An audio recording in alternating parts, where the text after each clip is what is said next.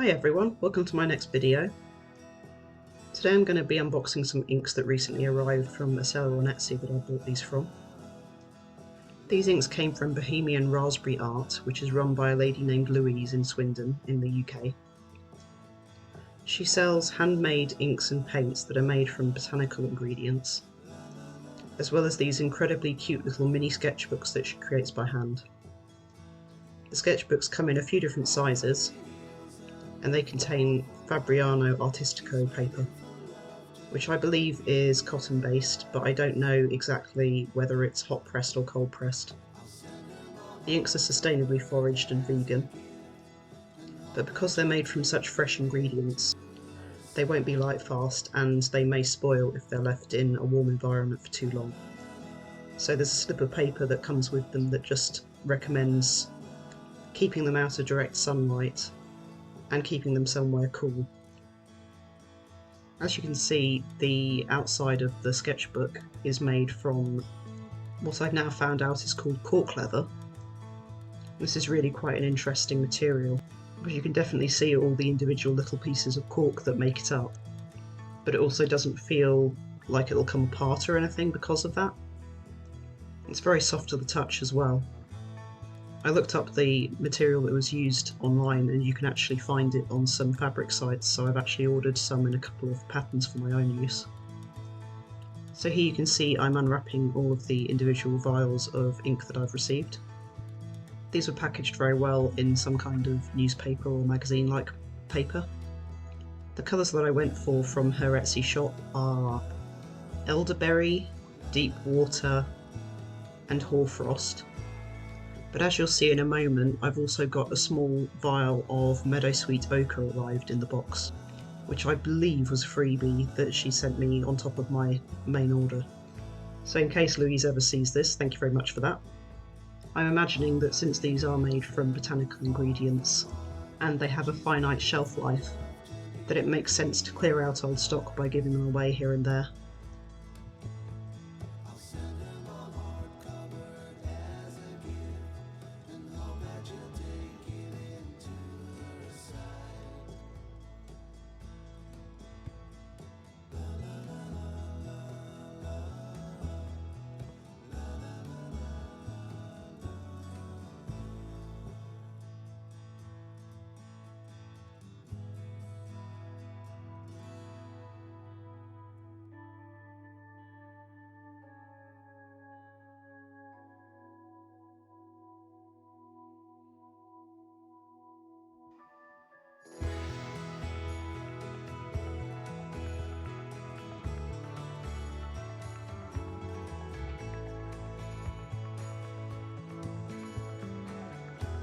The inks come in individual vials, and due to this, a pipette is supplied along with them so that you can decant them and put them into a palette.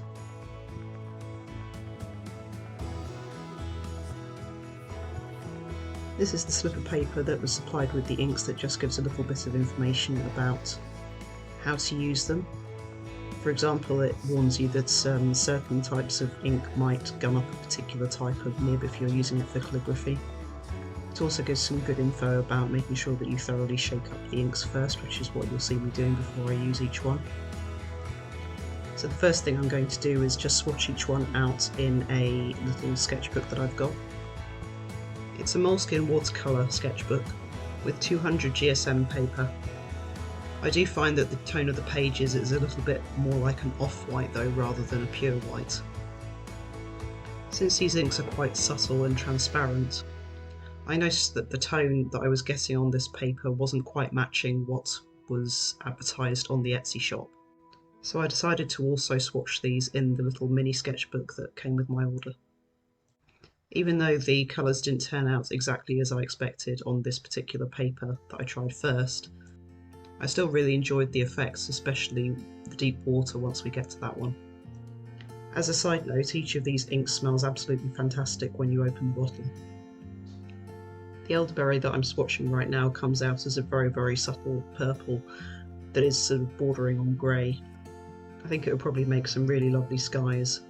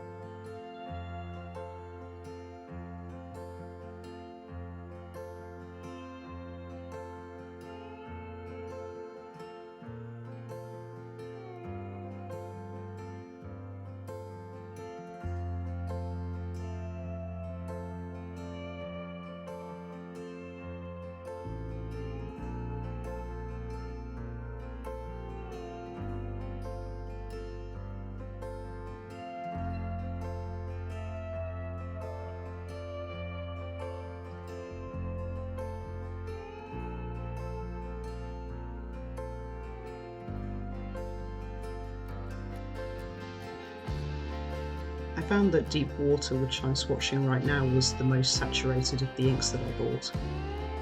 It also has a really interesting effect and granulates really beautifully once it's dry. I think it's definitely one that I'm going to be reaching for when I do underwater scenes.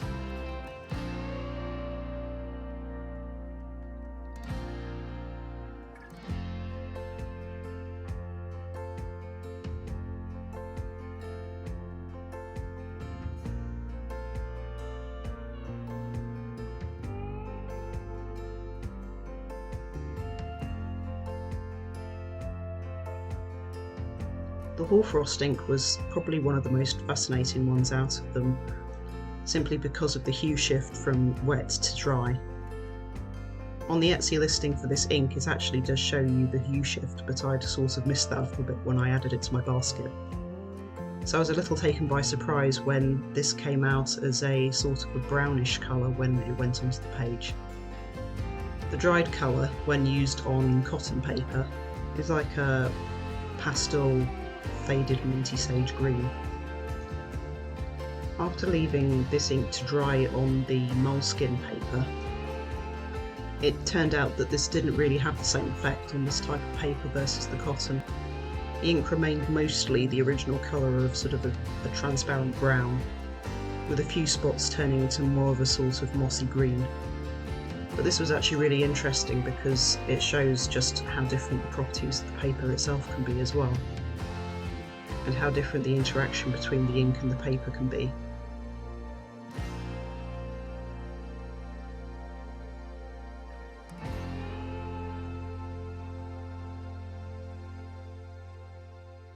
I'm just holding up the two of these next to each other so you can see the difference in the size of vial.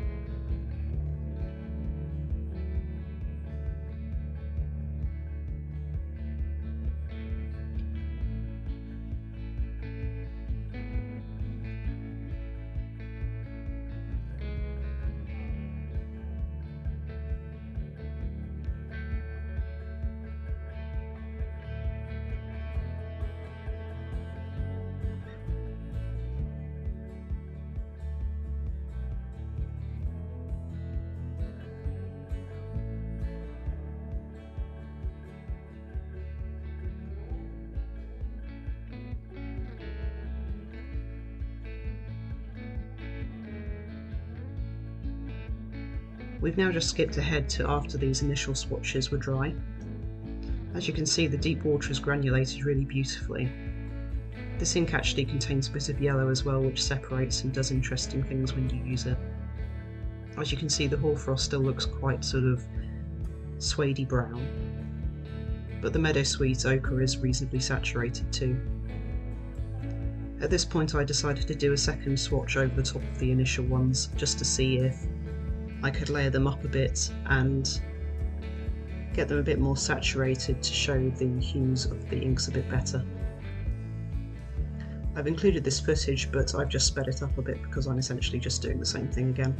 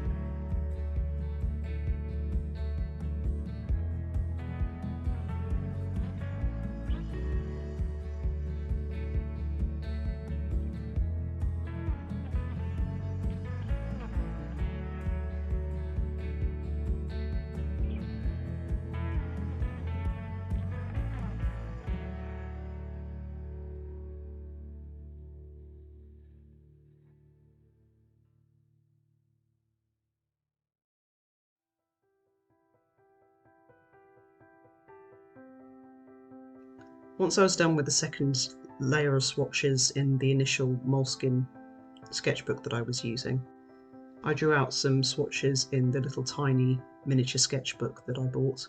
As you can see, it really is titchy, so it was quite tough to keep it open while I was doing these. But it's also just a lot of fun working with something this size.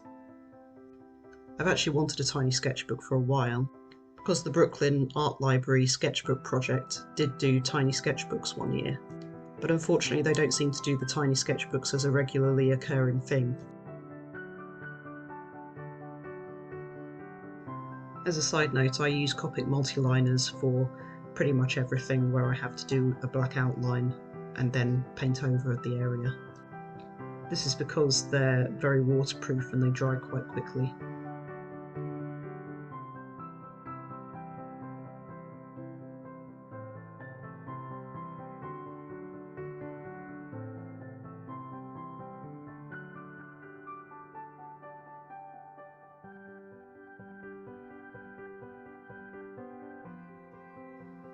I should note here that I've tried to colour correct this video as much as possible, but it's tough to get it to be a one-to-one reflection of the actual tones of all the things in the picture. So I've prioritised colour matching to the tone of the inks themselves in this video.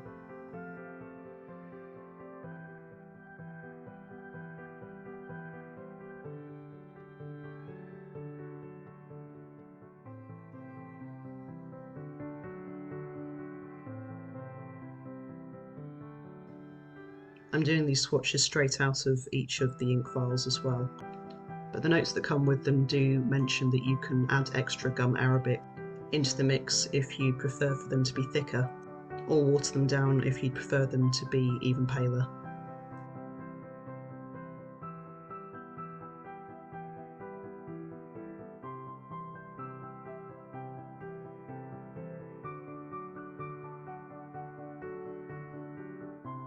I haven't actually used a cotton-based paper before. As far as I'm aware, all of the paper that I have is pulp-based. So I am quite interested to get some cotton-based paper just to do full-size pictures on, just to see how that varies.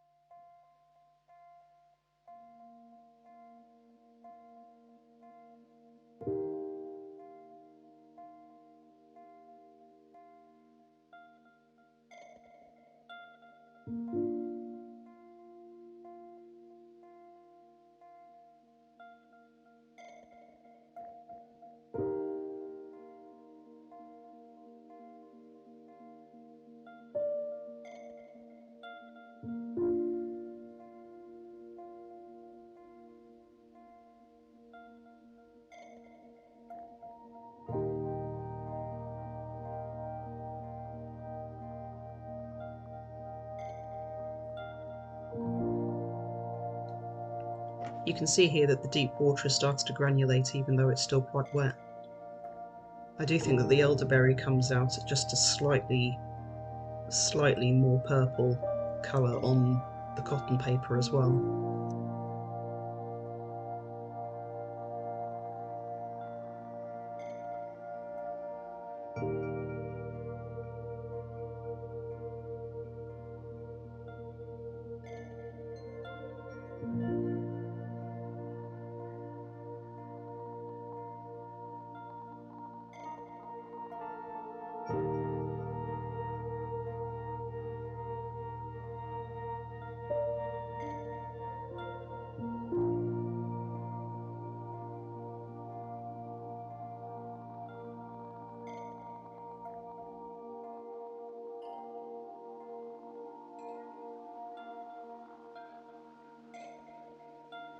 Okay, I think that's all the swatching done, so the next thing that I'm going to show you is just a side-by-side comparison of what I got on the initial Moleskin paper versus what happened in the tiny sketchbook. Bear in mind that with the tiny sketchbook I didn't go over it multiple times. It's hard to make out with the elderberry, but it does look a little bit more of a sort of lilac-y colour versus the original Moleskin swatch looking a little bit more grey. I think the video shows the difference between the Hawfrost quite well though. You can see that the mini sketchbook has a really sort of slightly sagey, mossy look to it versus the Moleskin one, which is more of a suede brown with some very small little specklings of the hue shifted green. I really do love the extra granulation that layered up with the deep water though, that was really fantastic.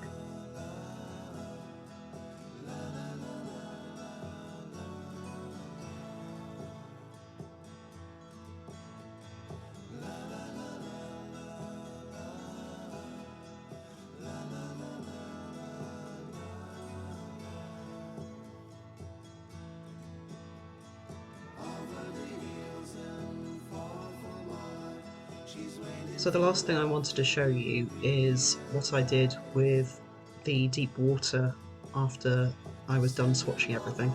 This is a picture of a mantis shrimp that I did with some Magello Mission Gold paints. The footage is slowed down so that you can see the background that I started to do with the deep water ink. This is just from a single wash that I've done around the mantis shrimp. And I also used some Hawfrost underneath it to start to put in the background colour for some sort of sand and substrate.